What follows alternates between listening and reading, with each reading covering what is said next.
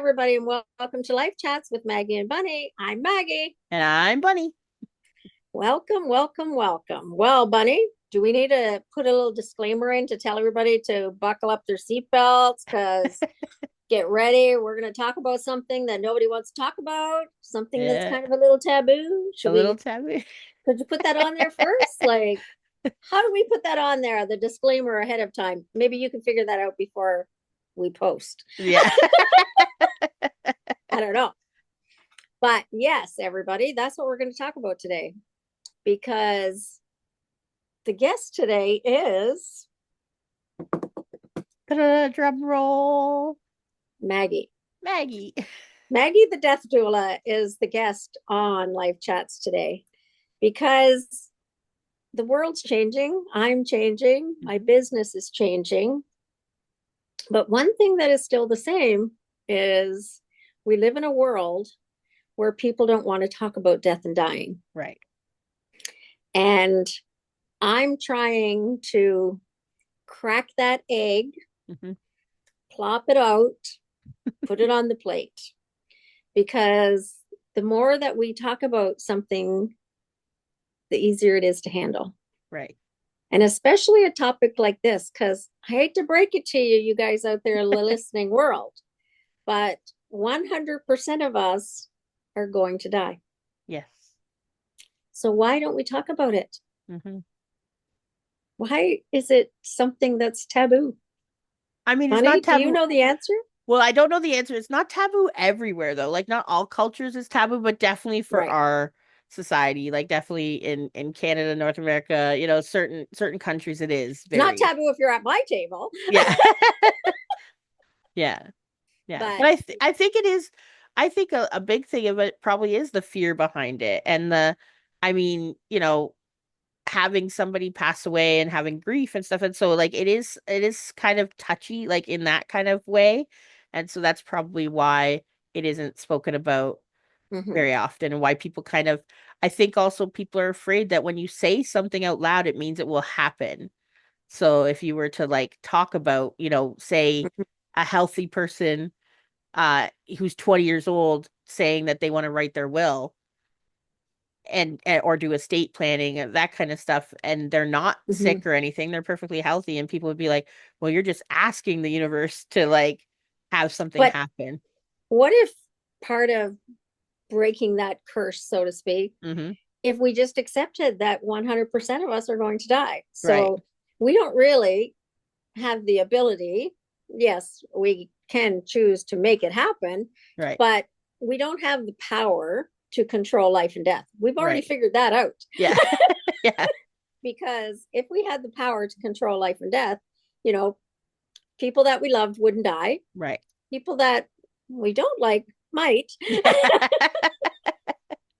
But let's just put it on the table that we don't have that power. Right. I do tell my clients when you're young is the best time to start thinking about life and death.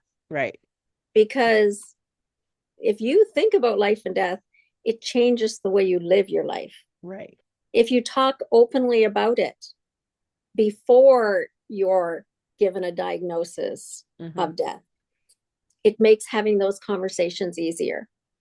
And because what I can tell you from the clients that I do talk to and deal with, people do need to talk about things when they do get that diagnosis. Right. And just because it's uncomfortable is not reason enough not to talk about it. Mm-hmm. Because people need to express their fears, even if you can't change them, even if it makes you uncomfortable. I've gone to talk before and do presentations before at a long-term care facility to the staff. And at the end of it, I said, this is how we can help you here.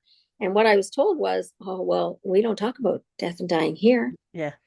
And I said, well, is anyone leaving who Yeah. doesn't die? No. I said, well, I can guarantee you just because you don't talk about it doesn't mean that the residents aren't thinking about it. Right. You know, even for example, when somebody gets a diagnosis of cancer, yes, not everybody who gets cancer is going to die. And we Right. want to focus on the living. But that doesn't mean you don't have fears. Right. That doesn't mean you don't think about dying, because I can only use myself as the example. If I had a diagnosis of cancer, I'd be thinking about dying. Right. It's just part of it.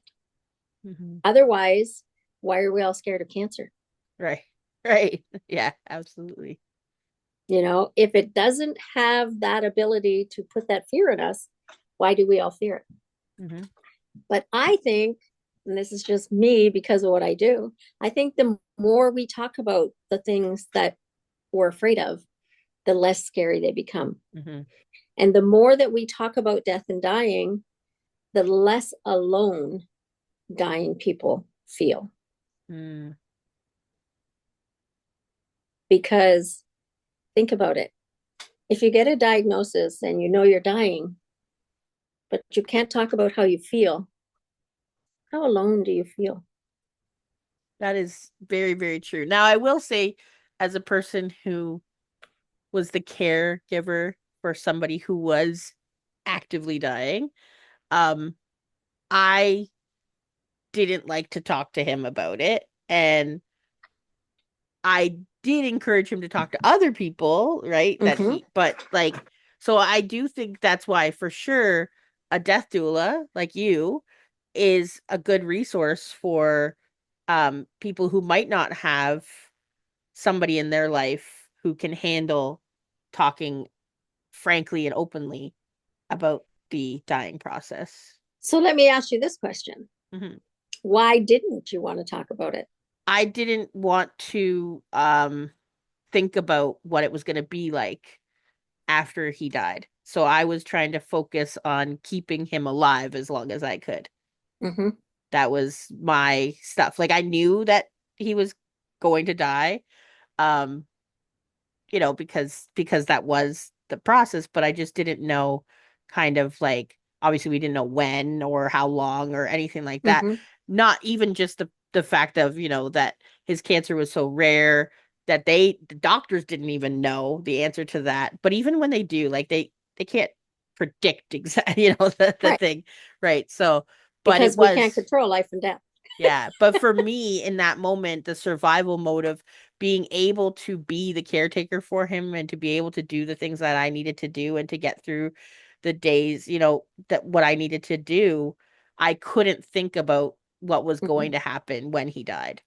Like even when we moved the hospital bed into the dining room, even when he had the nurses coming, even when like all of that kind of stuff, it was still not something I could handle at Mm-hmm. that time. So, given what you know now and the fact that you know me and you know Yeah, what I do you think there would be any benefit had you now, if you were in that right. situation Yeah. now? Do you think you would want to talk about your feelings now?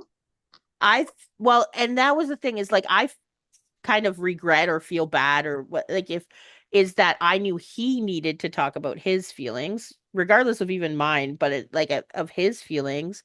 I even did too. But I did have other people that I could talk to about it. Like I didn't talk to him about because I Right. didn't want to put that on him and be like, "Oh, when you die, I'm gonna be so sad." Even though he knew that stuff was going to Yeah. happen, if that makes any sense. But knowing you now and all the stuff that I've learned since he died, um, I think that had I been more educated or more understanding in a lot of stuff, it would have been a different experience for Right. sure. And that's my reason for wanting to have more conversations about death and dying. Hmm. Because I think that the more that we bring it out into the open and the more that we have these conversations, the less that people need to suffer alone. Right. Because back then in that situation, 100%, you could only do what you knew to do. Right. At that time, you couldn't talk about it because you couldn't be his caregiver Hmm. and carry that if you were talking about your feelings. Right. But to me now, I would suggest to people, and I do suggest to my clients all the time, have open conversations. What if I said to you, you can't make him feel any worse? Yeah. What if I said to you, he might be okay knowing how hard it's going to be for you when he dies? Yeah. What about if I said to you, just hold his hand and have that conversation about, I'm really going to miss you. Mm-hmm. It might help you and it might help him. Right. Those conversations are okay. We avoid conversations because we don't want to hurt somebody, but they're already hurting. Yeah. We don't want to hurt ourselves, but we're already hurting. Mm-hmm. So we don't do the things that could possibly make us feel better or make us feel full, make us feel loved, make us hurt together. Mm. Because yes, always with death and dying, there's going to be grief, Mm-hmm. there's going to be suffering, there's probably going to be some pain, but don't add to it Yeah. by giving yourself more. And I tell all of my clients, somebody's feeling bad already. You're not making them feel worse Yeah. It's true. by telling them how you feel. Because sometimes the person who's dying is worrying more about the person who's going to be alive. Yeah. And they might just need to know that you're going to be okay. And you Yeah. don't know how much it might mean to somebody for them to know you're going to be okay. Mm-hmm. I don't know how I'm going to be okay, but I'm going to be okay. I'll figure it out. Just like I'm figuring out this. You know, we have to figure out death and dying and how to have those conversations, you know, before it happens so that it isn't so uncomfortable. You Yeah. know, there's so many books and stories out there for young children about everything under the sun. Mm-hmm. But how do we talk to a child about death and dying if we as adults avoid the conversation? And that is something like for sure, children, we try to, or at least from what I have understood and observed, we try to keep them innocent longer, and we think that by not sharing the fact that, um somebody dies or whatever, and then they learn it through deaths of pets or people in their family or something that happens. And then in that moment, it's like we're also sad and going through grief, and they're confused because they've never had it before. And it's like, how do we usher them through that, or how do we support them in that if we haven't talked about it beforehand Right. and, educated them a little bit beforehand about what And if we're happens? uncomfortable about talking about it, Hmm. you know, it's kind of the same way. I remember back when I was a kid, I wouldn't talk to my parents about sex. Yeah. And, you know, there are people that do. Hmm. And it's so much better when you can have those kind of open lines of communication that you can talk about things that are uncomfortable or hard. Hmm. And I said to somebody um, the other day, I kind of see myself as a death doula, as the lady who talks about uncomfortable conversations, just like when I was a teenager, there was this lady on TV who talked Yeah. about sex. You could call in and ask any question to Dr. Sue, Yeah. and, and And she even would Dr. answer any Ruth, we question. know her too. Dr. Yeah. Ruth, yeah, there's Yeah. all kinds of them. And I see myself as that kind of person. You can call Maggie and ask any question you want about death and dying, and I might not know the answer, but you can still ask the question. Yeah. And and that's what I see as death doulas do. We companion people along that journey, but we're also educators, Right. because how can somebody hire us if they don't know they need us? Right. So before I actively work as a death doula, the bigger part of my job is to be educating Right. about death and dying. Yes.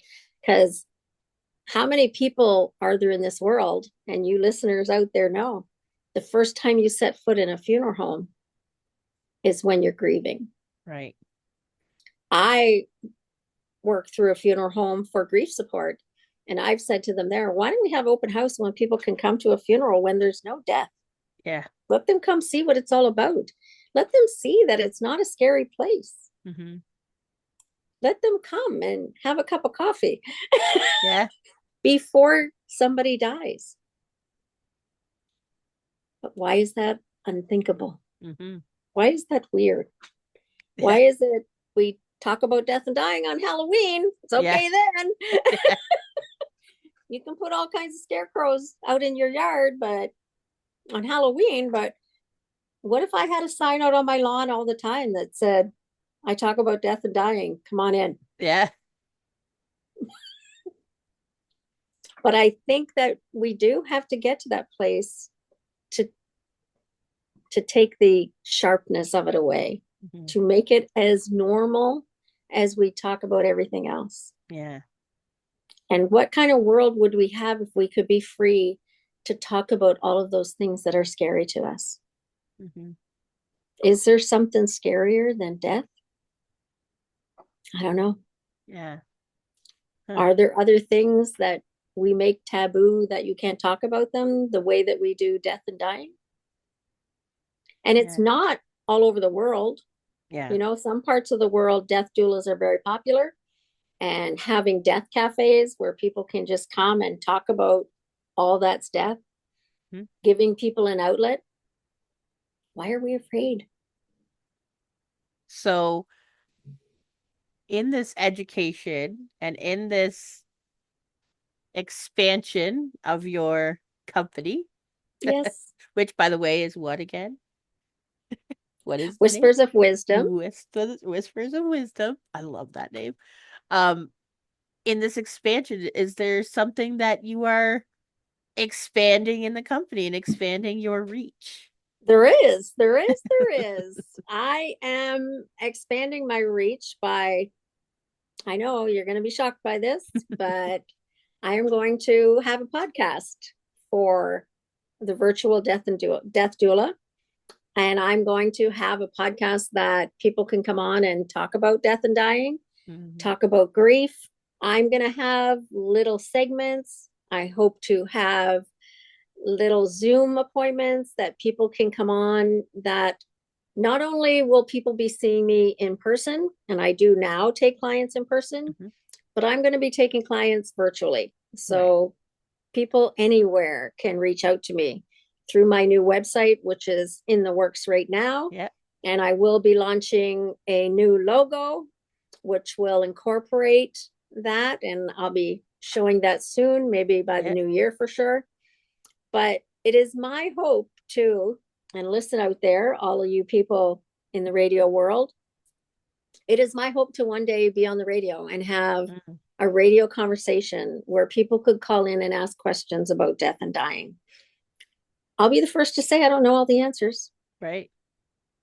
but that doesn't mean you can't ask the question. Yeah. Just because we don't know all the answers doesn't mean we have to pack it away and hide it in a closet until somebody does. Because there are many things in this world that we don't know all the answers to. Mhm. But I don't know of too many things in this world that we don't talk about, Right. like we don't talk about death, dying, and grief. Yeah. You know, we have in our world Bell Let's Talk Day where we talk Mhm. about mental health issues. When I grew up, you didn't talk about domestic violence or Right. sexual abuse and all of those things. We talk about those things now. Mhm. But from the beginning of time, death and dying was happening, but we never make it okay to talk about. Mhm. What if we just make it okay to talk about? Well, that's what Maggie's doing. Yep. You're going to see a lot more things come up where I'm just making myself available to talk about death and dying. I'm going to be having once a month Zooms that people can get on and Mhm. come and leave your camera on or turn your camera off, whatever you want. It's going to be, no rules that you need to come in, Right. no question that you can't ask. Mhm. And I'll be the first to say, if it's not something I know the answer to, that doesn't mean I won't try to help you find the answer. Right. And some things, when it comes to death and dying, there is no answer. Mhm. You know, can I stop when, if somebody said to me, why do children have to die young? I don't know. There is no answer for that. There's many things to do with death, dying, and grief that there's no right or wrong. There just is. Yeah. And And I think you'll be able to talk to people even if you can't have the answers, at least you can talk and express and hold Yeah. space for the feelings. And sometimes people just need to get their feelings out there. Right. Sometimes people just need to know that it's okay to feel this way. And one thing I tell all of my clients, it's okay to feel however you feel. Mm-hmm. There's no right or wrong way to die. There's no right or wrong way to have conversations about death and dying and things that are difficult. It's important to talk about it, though. Yeah. Shoving it away so people die alone because they're afraid to talk doesn't help. It's like you said, you sometimes have regret. Yeah. I don't want people to have regret. I want people to be able to have those conversations that they want to have or choose that they don't want to have them. Right. You know, not every dying person has the same journey and wants to talk about it the same way, but some do. Yeah. And I wanted It's to saying, make sure that we also say that it's not just for the dying that you help as well. I know you said grief support, but also in like for a caretaker or for somebody yes, who like is a family who is they have somebody who's dying, they also can come to you as mhm. well to get your Yeah, because services. like you said, when you were caring for Steve, you kind of had to put what you needed on the back burner and Right. in order to be able to help him. Right. And I'm saying it doesn't have to be an either or. Right. What if you could care for him and care for you? Right. Because caregivers certainly are pouring from a lot of empty cups. Yeah. Where if I can support you and help you to fill your cup so that you know you're not running out, and help people to find out what resources are out there in the world and out there for you. Sometimes that's what it's all about, is just learning that there's other places you can go for help, Right. or it's just safe to say your feelings, Mm-hmm. because there is no right or wrong. However you feel is how you feel. Yeah. And the same as however you did it back then when Steve was dying was the right way to do it, Right. because that's what you were doing. Mm-hmm. You know, in all the things that you did was right at the time. Yeah, you Mm-hmm. might do it different now, Right. but you can only do what you know to do Yeah. when you know to do it. Your favorite Maya Angelou quote, right? When you Do know the better, you best you do better. can until you know better. When you know better, you do better. Right. And that's what we're all doing. I know in the core of my being that death and dying and grief can be handled differently. And that's why I want to have these conversations. That's why I want to make a safe space where people can talk one on one, in a Zoom. If you need somebody, if you're in my town and I can come to you personally, I do that as well. But it's just creating safe spaces, because people are having their feelings, whether we acknowledge them or not. They're still Mm-hmm. having their feelings, Mm-hmm. they're still dealing with it. But so many people are hurting Right. because they feel alone. Mm-hmm. And that's what I want to put an end to. I can't put an end to death and dying. Yeah. No, I can't put an end to that. But I can put an end to feeling alone, Right. because you don't have to be alone. I can't fix everything, but I can companion people in that journey Mm-hmm. and walk that road with you. Can I make your decisions for you? No. But I can sit with you. I can hold your hand. I can let you talk. I can let you cry. I can let you scream. Yeah. All those things that people need to do. But we can't do that if we pretend like death and dying isn't happening. Mm-hmm. So that's kind of my spiel on how things are going to change. Maggie is now expanding and the world is changing. So I'm changing. Mm-hmm. And just like our logo there has the world on it, I'm becoming virtual so that worldwide people can call and ask me questions about death and dying. Right. Some of the situations may be different in your country than they are in Mm-hmm. mine, but death and dying still needs to be talked about. And that's what I want to do, is keep encouraging people to talk about your feelings the same way we do about everything else. Yeah. Yeah. And that's, I want to let people know too, that's not, Maggie isn't just about death and dying. Like she has, it's just, it is a passion, and it is something that, that since I've known you, you've wanted to educate and have more talks and have it more out there and have it more acceptable to talk about that, to have it not be such a taboo. And like you said, when you kind of face the monsters, when you bring them out of the shadows and put them in the light, they're not so scary. You start to see They're them not for so what they scary. are. And Yeah. I will share with people as well. It's 2018 is when I became a death doula, and we're now in 2024. Mm-hmm. The greatest thing that I have got from this journey of doing this is dying people have taught me how to live. Right. So it's not morbid. People Yeah. will say all the time, how can you be around people who are dying? Like, that's Yeah. so morbid. No, it isn't. Dying people teach us what's important. Mm-hmm. Dying people pass on beautiful traditions, experiences. Yes, it's always going to be sad. Right. There's always going to be sadness in it. That's a given. But if you can take the good that is in it as well, there is so much good. Mm-hmm. And you're able to create beautiful memories. And you yourself know, in caring for Steve, Yeah. you had opportunities to create beautiful memories. Mm-hmm. And it gave you some wonderful moments that you wouldn't have had if you didn't do it.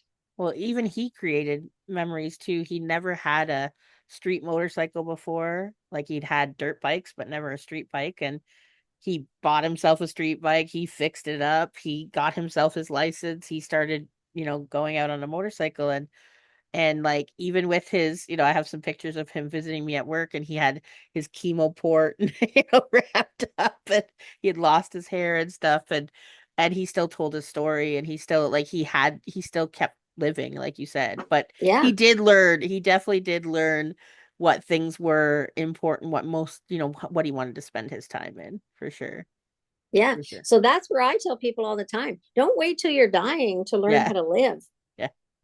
Learn from the dying and how you want to live your life. Mm-hmm. Because as I tell every one of my clients who is on that journey of death and who is going down that road, live every day. Don't stop living until you're dead. Yeah.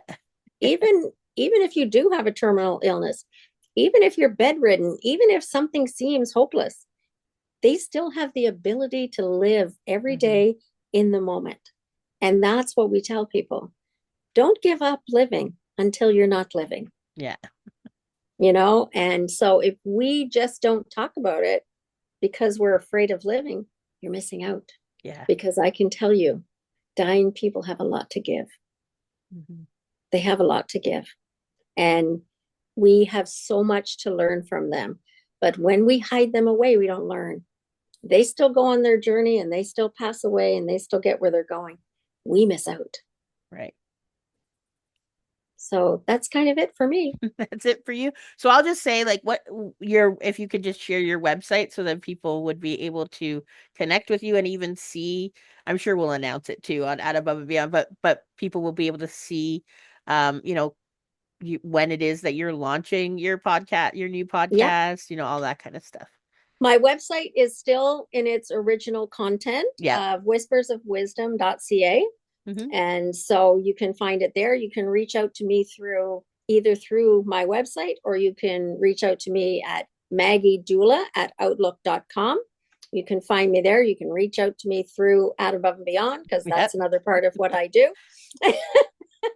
And yeah, just reach out to me. And I'm planning for this launch to be in the new year. I'm hoping early in the new year. Mm-hmm. But there may be podcasts that come even before the new year. Yeah. I just like At Above and Beyond is a spirit-led business.